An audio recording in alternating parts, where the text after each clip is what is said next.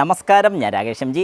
ഇന്നിപ്പോൾ നമ്മൾ സംസാരിക്കാൻ പോകുന്നൊരു കാര്യം എന്ന് പറഞ്ഞാൽ നമ്മുടെ വാഹനത്തിൻ്റെ ക്ലച്ച് ലൈഫ് കൂട്ടാൻ വേണ്ട, അല്ലെങ്കിൽ നമ്മുടെ വാഹനത്തിൻ്റെ ക്ലച്ചിൽ ചെയ്യാൻ പാടില്ലാത്ത കാര്യങ്ങൾ എന്തൊക്കെയാണ്. ഇതാണ് ഇന്നത്തെ നമ്മുടെ ടോപ്പിക്. അതായത് പലരും ക്ലച്ച് മാറുന്ന സമയത്ത്, അല്ലെങ്കിൽ ക്ലച്ച് മാറുക എന്ന് കേൾക്കുമ്പോഴത്തേക്കും അത്രയും പൈസ കൊടുക്കണമല്ലോ എന്ന് ചിന്തിക്കുന്ന സമയത്ത് ഇത് മാറാതിരിക്കാൻ, അല്ലെങ്കിൽ ഇതിൻ്റെ ലൈഫ് കൂട്ടാൻ വേണ്ടിയിട്ട് എന്തൊക്കെ കാര്യങ്ങൾ ചെയ്യാൻ സാധിക്കുമെന്ന് ഇന്നത്തെ നമ്മുടെ ഈ വീഡിയോയിൽ അറിയാൻ സാധിക്കും. ഇപ്പോൾ എല്ലാവർക്കും welcome back to my channel M G explain.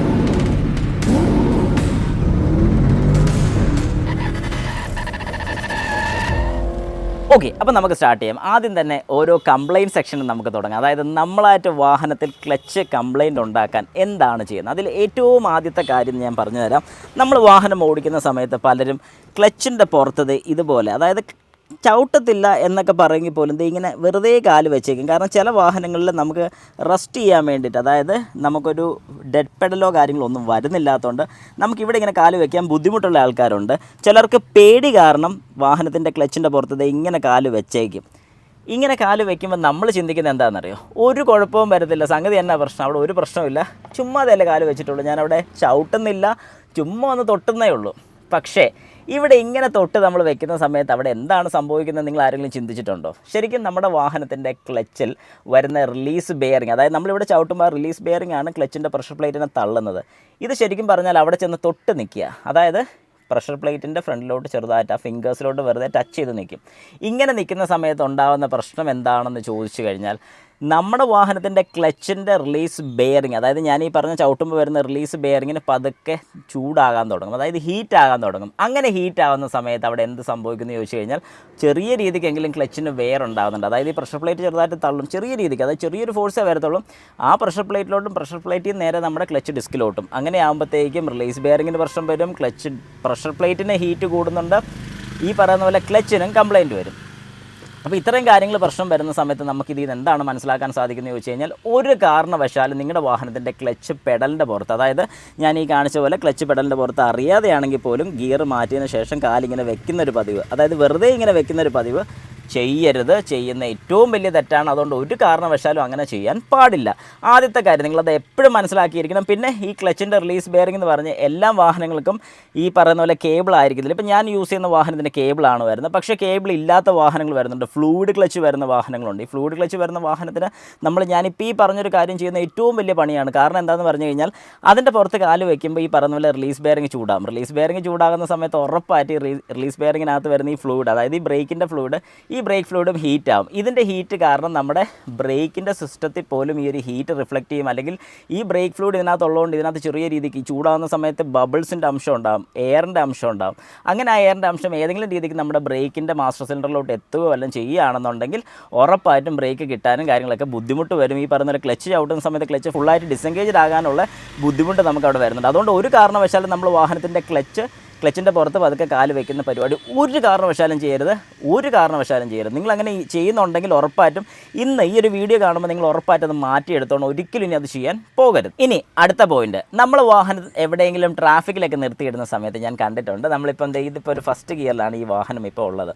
ഇങ്ങനെ ഫസ്റ്റ് ഗിയറിൽ ഇട്ടിരിക്കുന്ന സമയത്ത് നമ്മൾ പലപ്പോഴും ക്ലച്ചൊക്കെ ഇങ്ങനെ ചവിട്ടി പിടിച്ച്, അതായത് ക്ലച്ച് ചവിട്ടി പിടിച്ച് ബ്രേക്കും ക്ലച്ചും കൂടെ ഒന്നിച്ച് ചവിട്ടി പിടിച്ച് നേരെ ഫസ്റ്റ് ഗിയറിലായിരിക്കും ഇട്ടിരിക്കുന്നത്. പക്ഷേ നമുക്ക് നേരെ നോക്കുന്ന സമയത്ത് ആ ട്രാഫിക് ഏകദേശം ഒരു സെക്കൻഡ് കണക്ക് നോക്കുകയാണെങ്കിൽ ഒരു 100 സെക്കൻഡോളം ഉണ്ട്. അപ്പോൾ അങ്ങനെ ആകുമ്പോഴത്തേക്ക് 1 മിനിറ്റിന് മുകളിലുണ്ട്. നമ്മൾ എന്താണ് ചെയ്യേണ്ടതെന്ന് ചോദിച്ചാൽ, ഒരു കാരണവശാലും ഞാൻ ഈ കാണിച്ച രീതി, അതായത് ഫസ്റ്റ് ഗിയർ ഇട്ട് ക്ലച്ച് ചവിട്ടി ബ്രേക്ക് അപ്ലൈ ചെയ്ത് നിർത്താൻ പാടില്ല. ബ്രേക്ക് അപ്ലൈ ചെയ്തോളൂ, വാഹനം ന്യൂട്രലിലോട്ട് പോരട്ടെ, ക്ലച്ച് നിന്ന് കാലെടുത്തോളൂ. എന്തുകൊണ്ടാണ് ഞാൻ ഈ പറയുന്നതെന്ന് ചോദിച്ചു കഴിഞ്ഞാൽ, നമ്മൾ വാഹനത്തിൻ്റെ ക്ലച്ച് ചവിട്ടി പിടിക്കുന്ന സമയത്ത് അവിടെ എന്താണ് ഉണ്ടാകുന്നത്? ഹീറ്റാണ് ഉണ്ടാകുന്നത്, ചൂട് കൂടുകയാണ് ചെയ്യുന്നത്. അപ്പം എന്താണ് ഹീറ്റ് ഉണ്ടാകുന്ന സമയത്ത് വെയർ ആൻഡ് ടയർ, അതായത് തേയ്മാനം ഉണ്ടാകും, ഉറപ്പായിട്ടും തേയ്മാനം ഉണ്ടാകും. എന്തൊക്കെ കാര്യങ്ങളാണ് തേയ്മാനം വരുന്നത്? നമ്മുടെ പ്രഷർ പ്ലേറ്റ്, അതായത് ക്ലച്ച് വരുന്ന പ്രഷർ പ്ലേറ്റ് ചൂടായിക്കൊണ്ടിരിക്കുകയാണ്. കാരണം റിലീസ് ബെയറിംഗ് അതിനെ തള്ളി നിൽക്കുക. നമ്മൾ ഈ ക്ലച്ച് പെഡൽ ചവിട്ടുമ്പോൾ ഈ ക്ലച്ച് പെഡൽ നേരെ റിലീസ് ബെയറിംഗ് എന്ന് പറയുന്നൊരു യൂണിറ്റിലോട്ടാണ് ചെല്ലുന്നത്, ആ വലിവ് വരുന്നത്. ഇത് നേരെ തള്ളി പ്രഷർ പ്ലേറ്റിനെ തള്ളിയിട്ടാണ് ക്ലച്ചിൻ്റെ ബാക്കിലോട്ട് വലിക്കുന്നത്. അപ്പോൾ ഇങ്ങനെയാണെന്നുണ്ടെങ്കിൽ ഇവിടെ ഹീറ്റ് ആവുന്ന എന്തൊക്കെയാണ്? പ്രഷർ പ്ലേറ്റും റിലീസ് ബെയറിങ്ങും. ഈ രണ്ട് കാര്യങ്ങളും അവിടെ ഹീറ്റ് ആവുന്ന സമയത്ത് നമുക്ക് ശരിക്കും പറഞ്ഞാൽ വാഹനത്തിൻ്റെ ക്ലച്ചിന് കട്ടി കൂടുകയാണ്. നമ്മൾ ക്ലച്ച് ചവിട്ടുന്ന സമയത്ത് ഈ ഹാർഡ്നെസ് ഫീൽ ചെയ്യുന്ന ഈ പ്രഷർ പ്ലേറ്റ് കട്ടിയായിട്ടാണ്. അതുകൊണ്ട് എപ്പോഴും നമ്മൾ മനസ്സിലാക്കേണ്ട ഒരു കാര്യം, ഒരു ട്രാഫിക്ക് വരുന്ന സമയത്ത് അന്നേരം ന്യൂട്രലിലോട്ട് ആക്കിക്കോണം, ബ്രേക്ക് മാത്രം അപ്ലൈ ചെയ്താൽ മതി. അതായത് ബ്രേക്ക് അപ്ലൈ ചെയ്യുക, ക്ലച്ച് കാല് ഫ്രീ ആക്കി ഇടുക. എപ്പോഴാണോ ഒരു ഏകദേശം ഒരു 4 സെക്കൻഡ് അല്ലെങ്കിൽ 5 സെക്കൻഡൊക്കെ ഉള്ള സമയത്ത് വാഹനം നേരെ ക്ലച്ച് ചവിട്ടി ഫസ്റ്റ് ഗിയർ ഇട്ട് റെഡിയായി നിൽക്കുക.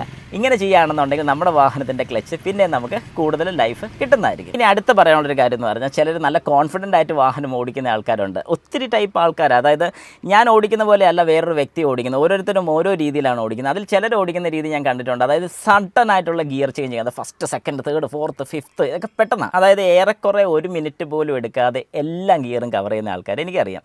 പക്ഷേ അങ്ങനെ ചെയ്യുന്നതുകൊണ്ട് കുഴപ്പമുണ്ടോ എന്ന് വെച്ചാൽ സ്പീഡായിട്ടുണ്ടെങ്കിൽ ഓക്കെ. പക്ഷേ നിങ്ങൾ മനസ്സിലാക്കേണ്ട ഒരു കാര്യം കൂടെ ഉണ്ട്. നമ്മൾ ക്ലച്ചിൽ നിന്നും അല്ലെങ്കിൽ ഒരു ഗിയറിൽ നിന്നും മാറ്റുന്ന സമയത്ത്, അതായത് ഇപ്പോൾ ഞാൻ ജസ്റ്റ് ഒരു എക്സാമ്പിൾ കാണിച്ചു തരാം. ഞാനിപ്പോൾ ഒരു ഫസ്റ്റ് ഗിയർ എൻഗേജ് ചെയ്തു. നിങ്ങൾ നോക്കുകയാണെങ്കിൽ ഞാൻ ക്ലച്ച് അപ്ലൈ ചെയ്തു, ഫസ്റ്റ് ഗിയർ എൻഗേജ് ചെയ്തു. ഇങ്ങനെ ഫസ്റ്റ് ഗിയർ എൻഗേജ് ചെയ്ത് കഴിഞ്ഞിട്ട് ഞാൻ ക്ലച്ചിൽ നിന്നും കാലെടുക്കുന്ന സമയത്ത് ശ്രദ്ധിച്ചോണം, കാലെടുക്കുന്ന സമയത്ത് ആക്സിലറേറ്ററും കൂടെ പതുക്കെ കൊടുത്താണ് പോകുന്നത്. ഇപ്പം ഞാൻ ഈ കാണിച്ച രീതി, അതായത് ക്ലച്ചിൽ നിന്നും പതുക്കെ കാലെടുത്ത് ആക്സിലറേറ്ററും പതുക്കെ കൊടുത്ത് കഴിയുമ്പോഴത്തേക്ക് അവിടെ എന്താണ് സംഭവിക്കുന്നത് വെച്ചാൽ വാഹനം പതുക്കെ സ്പീഡ് കയറി വരും. ഇങ്ങനെ കയറി വരികയാണെങ്കിൽ അത് ഏറ്റവും നല്ലത്. കാരണം ക്ലച്ചിന് തേയ്മാനം ഉണ്ടാകുന്നില്ല. അതേ സ്ഥാനത്ത് ഞാനിപ്പോൾ കാണിക്കുന്ന രീതിയും കൂടെ നിങ്ങൾ നോക്കിക്കോണം. ഞാൻ ഫസ്റ്റ് ഗിയർ ഇട്ടു, ക്ലച്ച് അപ്ലൈ ചെയ്ത് വെച്ചിരിക്കുകയാണ്, ആക്സിലറേറ്റർ കൊടുത്തിട്ടില്ല. പക്ഷേ എനിക്ക് ഇങ്ങനെയും ചെയ്യാൻ പറ്റും. ഇങ്ങനെയും ചെയ്യുന്ന ഒരുപാട് പേരെ ഞാൻ കണ്ടിട്ടുണ്ട്. അതായത് വീൽ ചെയ്യുക എന്ന് പറയും. അതായത് ഞാൻ ഇപ്പോൾ ആക്സിലറേറ്റർ ഇങ്ങനെ താഴോട്ട് പതുക്കെ ചവിട്ടി പിടിച്ചുകൊണ്ട്, അതായത് എഞ്ചിൻ റേസ് ചെയ്തുകൊണ്ട് ക്ലച്ച് ചെയ്യുന്ന കാല് പെട്ടെന്ന് അങ്ങോട്ട് വലിക്കുക. പെട്ടെന്ന് ഇങ്ങനെ എടുത്ത് കഴിയുമ്പോഴത്തേക്കും അവിടെ എന്താണ് സംഭവിക്കുന്നത്? ശരിക്കും പറഞ്ഞാൽ ക്ലച്ച് പെട്ടെന്ന് നിന്ന് എൻഗേജ് ആകുന്ന സമയത്ത് ഭയങ്കര സ്പീഡിലായിരിക്കും കറങ്ങുന്നത്. അതായത് ഞാൻ ആക്സിലറേറ്റർ കൊടുത്തു, എഞ്ചിൻ്റെ കറക്കം കൂട്ടി വെച്ചിരിക്കുകയാണ്, സഡനായിട്ട് ക്ലച്ചും കൂടെ പിടിക്കുന്ന സമയത്ത് നമ്മുടെ ടയർ ഇങ്ങനെ എന്ന് പറഞ്ഞ് കറങ്ങി അങ്ങൊരു പോക്കുണ്ട്. ശരിക്കും പറഞ്ഞാൽ കാണാനൊക്കെ നല്ല രസമാണ്. പുറമേ നിന്ന് കാണുന്നവരൊക്കെ നോക്കുമ്പോൾ ആ പയ്യൻ ചെയ്ത് കേട്ടോ, ഇതൊക്കെ കേൾക്കാം. പക്ഷേ കുഴപ്പം വരുന്നത് എന്താണെന്ന് പറഞ്ഞാൽ നമ്മുടെ വാഹനത്തിൻ്റെ ക്ലച്ചിൻ്റെ ലൈഫ് അന്നേരം കുറഞ്ഞുകൊണ്ടിരിക്കുകയാണ്. നമ്മൾ ശരിക്കും പറഞ്ഞാൽ ക്ലച്ചിനിട്ട് പണിയാണ് കൊടുക്കുന്നത്, അല്ലാതെ നമ്മളവിടെ ഈസി ആക്കുകയോ അല്ലെങ്കിൽ ആ പണി ഒന്ന് സ്മൂത്ത് ആക്കുകയോ അല്ല ചെയ്യുന്നത്. ശരിക്കും അവിടെ ഒരു ബുദ്ധിമുട്ടാണ് കൊടുക്കുന്നത്. എനിക്കറിയാം ഒരുപാട് പേരെ ഞാൻ കണ്ടിട്ടുണ്ട് ഇതുപോലെ ഇച്ചിരി ഈ ഒരു രീതിക്ക് ഓടിക്കുന്നത്. പക്ഷേ അങ്ങനെ ഓടിക്കുന്നത് തെറ്റെന്ന് ഇൻ ദ സെൻസ് ശരിക്കും നമ്മുടെ വാഹനത്തിൻ്റെ ക്ലച്ചിന് കംപ്ലയിൻറ്റ് വരും, പ്രഷർ പ്ലേറ്റിന് കംപ്ലയിൻറ്റ് വരും, റിലീസ് ബെയറിങ്ങിന് കംപ്ലയിൻറ്റ് വരും, പൈലറ്റ് ബെയറിങ്ങിന് കംപ്ലയിൻറ്റ് വരും, വാഹനത്തിൻ്റെ ഗിയർ ബോക്സിന് കംപ്ലയിൻറ്റ് വരാം. ഇങ്ങനെയൊക്കെ ഒരുപാട് പ്രശ്നങ്ങളുണ്ട്. അപ്പോൾ നിങ്ങൾ മനസ്സിലാക്കേണ്ട ഒരു കാര്യം എന്ന് പറഞ്ഞു കഴിഞ്ഞാൽ ക്ലച്ചിൽ നിന്നും കാലെടുക്കുന്ന സമയത്ത് ഉറപ്പായിട്ടും ശ്രദ്ധിച്ച് സ്മൂത്തായിട്ട് എൻഗേജ് ചെയ്ത് കഴിഞ്ഞാൽ, കാരണം ഇന്നിപ്പോൾ ഈ രീതിക്ക് ഓടിച്ചെന്ന് പറഞ്ഞുകൊണ്ട് ഇന്ന് ഒരു ദിവസം കൊണ്ട് വാഹനത്തിന് കുഴപ്പമൊന്നും വരത്തില്ല. പക്ഷേ ഗ്രാജുവലി നിങ്ങൾ മുമ്പോട്ട് പോകുന്ന സമയത്ത് ഉറപ്പിച്ചോളുക, വാഹനത്തിൻ്റെ ക്ലച്ച് ടൈറ്റ് വരും, വാഹനത്തിൻ്റെ ജെർക്കിംഗ് ഉണ്ടാവും. ഇങ്ങനെ ഒരുപാട് പ്രശ്നങ്ങൾ വരുന്നതായിരിക്കും. ക്ലച്ചിൻ്റെ പ്രഷർ പ്ലേറ്റിന് കംപ്ലയിൻറ്റ് വരും, ക്ലച്ച് ഡിസ്കിനകത്തുള്ള സ്പ്രിങ്ങിന് പ്രശ്നം വരും, ചിലപ്പം പൊട്ടാനുള്ള ചാൻസ് ഉണ്ട്. ഇങ്ങനെയൊക്കെ വരുന്ന സമയത്ത് നമുക്ക് പിന്നെ വാഹനത്തിൻ്റെ ഗിയർ ബോക്സിനകത്ത് സൗണ്ട് പ്രശ്നങ്ങൾ കാര്യങ്ങളെല്ലാം വരുന്നതായിരിക്കും. അതുകൊണ്ട് നിങ്ങളൊരു കാര്യം ഉറപ്പിച്ച് വയ്ക്കുക, ഒരു കാരണവശാലും ഇതുപോലെ റാഷ് ഡ്രൈവിങ്ങോ കാര്യങ്ങളൊന്നും ചെയ്യാതിരിക്കാൻ നോക്കുക. വളരെ സ്മൂത്തായിട്ട് ക്ലച്ചിൽ നിന്ന് കാലെടുക്കുകയാണെന്നുണ്ടെങ്കിൽ തന്നെ വാഹനത്തിന് അത്രയും കൂടെ സ്മൂത്തായിട്ടിരിക്കും, ക്ലച്ചിൻ്റെ ലൈഫ് കൂടുതൽ കിട്ടുന്നതായിരിക്കും. അടുത്തൊരു പോയിന്റ്, നമ്മുടെ വാഹനം ഹാഫ് ക്ലച്ചിൽ നിർത്തുന്ന പലരും കേട്ടിട്ടുണ്ട്. അതായത് ഹാഫ് ക്ലച്ച് നിർത്തുന്ന എപ്പോഴാണെന്ന് ചോദിച്ചു കഴിഞ്ഞാൽ നല്ലൊരു കുത്തനെയുള്ളൊരു കയറ്റമൊക്കെ കയറുന്ന സമയത്ത് വാഹനം പുറകോട്ട് പോരാതിരിക്കാൻ വേണ്ടി നമ്മൾ പതുക്കെ, അതായത് ആക്സിലറേറ്ററും ക്ലച്ചും തമ്മിലുള്ളൊരു ചെറിയൊരു ഫംഗ്ഷനാണ്. അതായത് നമ്മളത് പഠിച്ചു കഴിഞ്ഞാൽ വളരെ സിമ്പിളായിട്ട് നമുക്ക് വാഹനം ഓടിക്കാമെന്ന് പറയുന്ന പോലെ ഒരു ഹാഫ് ക്ലച്ച് യൂസ് ചെയ്യുന്ന എപ്പോഴാണെന്ന് ചോദിച്ചാൽ നല്ല സ്റ്റീപ്പായിട്ടുള്ളൊരു കയറ്റത്തിൽ നമ്മൾ പെട്ടെന്ന് ബ്രേക്ക് ചവിട്ടി വാഹനം പതുക്കെ അനങ്ങുന്നുണ്ടെന്നുണ്ടെങ്കിൽ നമുക്കൊരു ഹാഫ് ക്ലച്ചിൽ എടുക്കാൻ സാധിക്കും. അപ്പോൾ അങ്ങനെയാകുമ്പോൾ ഹാഫ് ക്ലച്ചിനെ കുറിച്ച് ഞാൻ പറഞ്ഞിട്ടുണ്ട്. കണ്ടില്ലാത്ത ആൾക്കാരാണെങ്കിൽ ഈ ഒരു വീഡിയോയുടെ ഏറ്റവും അവസാനം ഞാൻ ആ വീഡിയോ കൊണ്ടൊന്ന് പിൻ ചെയ്തിട്ടോളാം.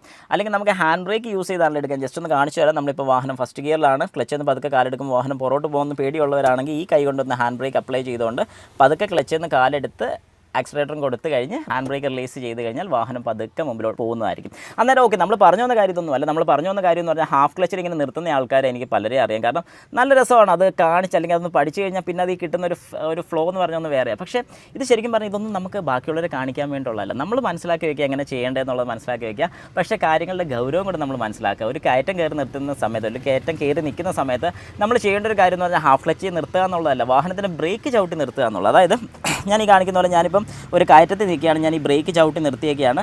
അതേ സ്ഥാനത്ത് ന്യൂട്രലാണ്, അതുകൊണ്ട് ഞാൻ ക്ലച്ച് അപ്ലൈ ചെയ്യുന്നില്ല. എന്നാൽ അതേ സ്ഥാനത്ത് ഞാൻ ഹാഫ് ക്ലച്ചിൽ നിർത്താനുള്ള പ്ലാൻ ഉണ്ടെങ്കിൽ ഫസ്റ്റ് ഗിയർ ഇട്ട് പതുക്കെ ക്ലച്ചിൽ നിന്ന് കാലെടുത്തുകൊണ്ട്, അതായത് ഇപ്പം നിങ്ങൾക്ക് കാണാൻ ജെർക്കിങ് പോലെ ചെറുതായിട്ട് വരുമ്പോൾ അന്നേരം ഞാനൊരു ഹാഫ് ക്ലച്ചിൽ ഇങ്ങനെ നിർത്തും.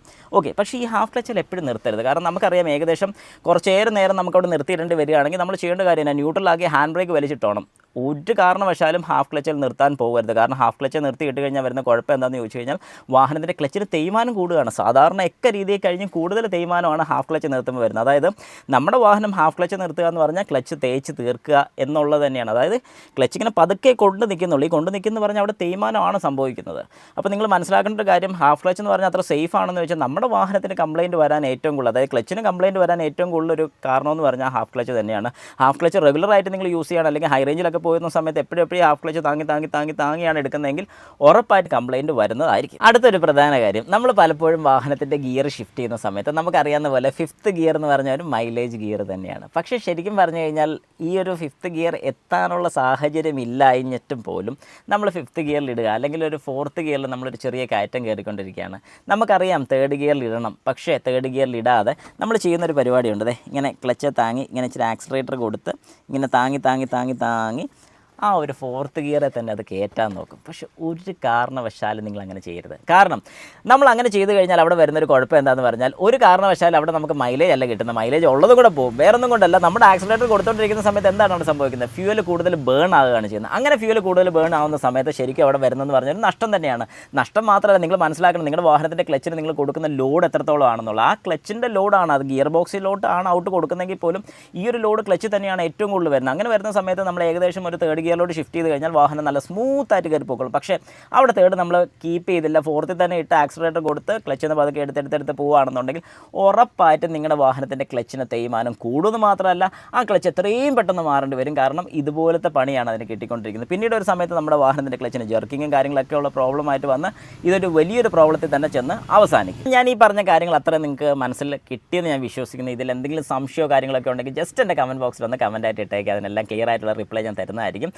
പിന്നെ ഈ പറഞ്ഞ കാര്യങ്ങളൊക്കെ വ്യക്തമായിട്ട് നിങ്ങൾ ചെയ്യാന്നുണ്ടെങ്കിൽ ഉറപ്പായിട്ടും നിങ്ങളുടെ വാഹനത്തിൻ്റെ ലൈഫ് അല്ലെങ്കിൽ വാഹനത്തിൻ്റെ ക്ലച്ച് ലൈഫ് കൂടുതൽ കിട്ടുന്നതായിരിക്കും. പലരും എന്നോട് ചോദിക്കുന്നൊരു കാര്യമാണ്, എൻ്റെ വാഹനത്തിന് എത്ര ക്ലച്ച് ലൈഫ് കിട്ടും, അല്ലെങ്കിൽ ഈ വാഹനത്തിന് ക്ലച്ച് ലൈഫ് എന്തേരെ കിട്ടും എന്ന് ചോദിക്കുന്ന സമയത്ത് ഞാനൊരു നിശ്ചിതമായിട്ട് അല്ലെങ്കിൽ ഒരു കറക്റ്റ് കിലോമീറ്റർ പറയാൻ പറ്റാത്ത വേറൊന്നും കൊണ്ടല്ല, നമ്മൾ ഓടിക്കുന്ന രീതി പോലെ ഇരിക്കും. കാരണം 1 ലക്ഷം കിട്ടിയ ക്ലച്ച് ഉണ്ട്, 2 ലക്ഷം കിട്ടിയ ക്ലച്ച് ഉണ്ട്. കാരണം എനിക്ക് 2 ലക്ഷം എന്ന് ഞാൻ എടുത്ത് പറയുന്ന വേറൊന്നും കൊണ്ടല്ല, അങ്ങനെ കണ്ടിട്ടുള്ളതുകൊണ്ട് തന്നെയാണ് ഞാനത് എടുത്ത് പറയുന്നതെന്ന് ഓർത്തോണം. അപ്പോൾ ശരിക്കും പറഞ്ഞു കഴിഞ്ഞാൽ അങ്ങനെ ഒരു ബെനിഫിറ്റ് ഉണ്ടെങ്കിൽ എന്താണ്, അല്ലെങ്കിൽ അങ്ങനെ ഒരു ബെനിഫിറ്റ് വരാനുള്ള കാരണം എന്താണെന്ന് ചോദിച്ചു കഴിഞ്ഞാൽ, നമ്മുടെ ഓടിക്കുന്ന രീതി അല്ലെങ്കിൽ നമ്മൾ വാഹനത്തിനെ കെയർ ചെയ്യുന്ന രീതി പോലെ ഇരിക്കും നമ്മുടെ വാഹനത്തിൻ്റെ ഓരോ പാർട്സിന് ഡാമേജ് വരുന്നത്. അപ്പോൾ ശരിക്കും പറഞ്ഞാൽ ശ്രദ്ധിച്ച് വാഹനം ഓടിക്കുകയാണെന്നുണ്ടെങ്കിൽ, അല്ലെങ്കിൽ മര്യാദയ്ക്ക് വാഹനം ഓടിക്കുകയാണെന്നുണ്ടെങ്കിൽ ക്ലച്ച് ആണെങ്കിലും ടയർ ആണെങ്കിലും ഇതിനൊക്കെ വേറെ വളരെ കുറച്ചേ വരത്തുള്ളൂ. അതുകൊണ്ട് ഈ ഒരു കാര്യം എപ്പോഴും നിങ്ങളുടെ മനസ്സിലുണ്ടായിരിക്കണം. ഈ പറഞ്ഞ കാര്യങ്ങളൊക്കെ ഒന്ന് ഫോളോ ചെയ്യുകയാണെങ്കിൽ ഉറപ്പായിട്ട് നിങ്ങളുടെ വാഹനത്തിൻ്റെ ക്ലച്ചിൻ്റെ ലൈഫ് കൂടുതൽ കിട്ടുന്നതായിരിക്കും.